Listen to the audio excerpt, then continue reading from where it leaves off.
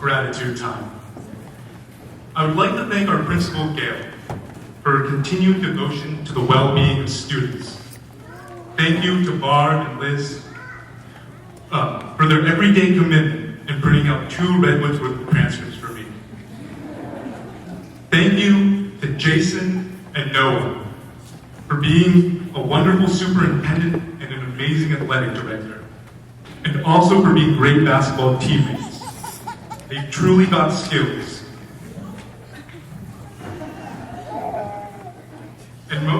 And most importantly, I have to thank my family. And I emphasize most importantly, because if I were in Italy and I didn't, mi avrebbero dato un scapoccione in testa. They would smack me over the head. Lovingly.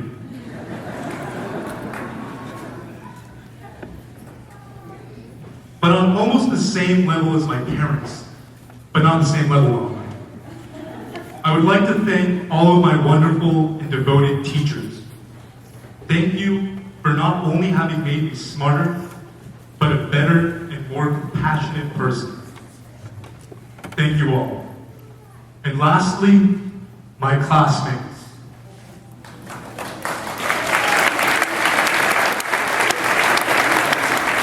For making this a joyous ride. But now let's jump back in time to the foundation of Rome. To speak you off. 2,000 years ago, 2 young men faced a world that met them with hostility. Their mother had died, their father had banished them. At the right young age of 0, these 2 boys floated down a river with no set hopes of a future. Found by a she-wolf who fed them, and then a shepherd and his wife who adopted these boys, they came into the world with nothing. With nothing besides their bodies and their brains. But these men didn't want to take care of sheep. They didn't want to be stuck with the lot life had given them. So they turned to the hills, and they yelled, that's wrong, actually. They yelled, YOLO. You only live once. Well, they probably yelled Carpe Diem, since these 2 boys went on to found the greatest empire to date, Rome. Exactly. But things are harder now, aren't they? Since the time of Romulus and Remus, the world population has doubled almost 5 times.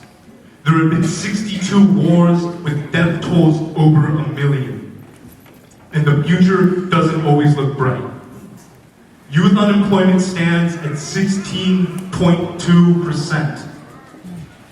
One third of Americans live among such high levels of air pollution, the federal government considers it to be harmful to their health.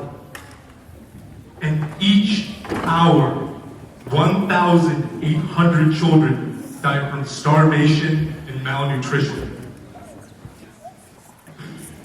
Things are just harder.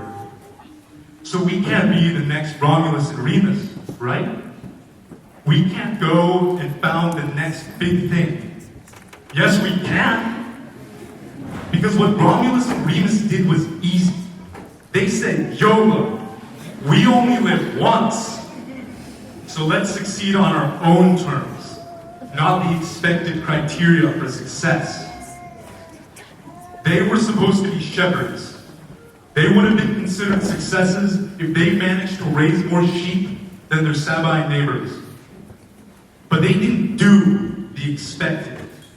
They didn't succeed in the way society told them to. And today, we are considered successes if we get jobs, if we make large amounts of money, become doctors and lawyers.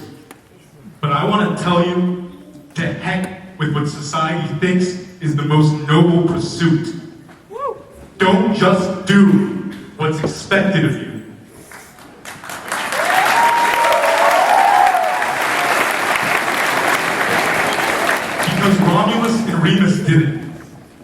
knew they were expected to be shepherds, but they said, YOLO. I'll succeed on my own terms in Latin. Carpe diem succedunt verba tua. And they went on to found Rome. Nelson Mandela would have been successful for being a self-serving politician.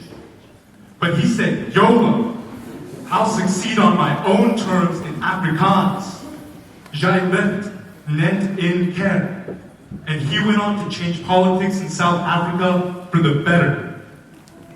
Bono, the lead singer of YouTube, could have been content being a world-famous singer, touring the world, signing record deals, making millions of dollars. But that wasn't success for him. So he said, YOLO, I'll succeed on my own terms. And he said it in the form of song with these lyrics. It's stasis that kills you off at the end, not ambition. And he went on to found the One Organization, helping millions of impoverished Africans. And then Buddha, the biggest YOLOer of them all. He would have been a success being the prince, but he chose to follow his own internal path, not to stay isolated from the world in a haven of wealth. So he said, YOLO, I'll succeed on my own terms. In Hindi, Abakavila Akabarajiti. And he went on to found one of the most influential religions of all time. But this isn't only true for the famous. You don't have to be a millionaire, a politician, rock god, or enlightened to be a success. What is even more important is doing what you really want to do. Not choosing to be a lawyer or a doctor because of the glory, the money, the expectation, but doing it because you love to argue or save lives. Choosing to be a kindergarten teacher because you love to work with children. Being a woodworker because you love the feeling of creating, of molding your thoughts into physical manifestations. Or being a firefighter because you just want the world to be that much safer. Being a success because you follow your standards, not the standards of others.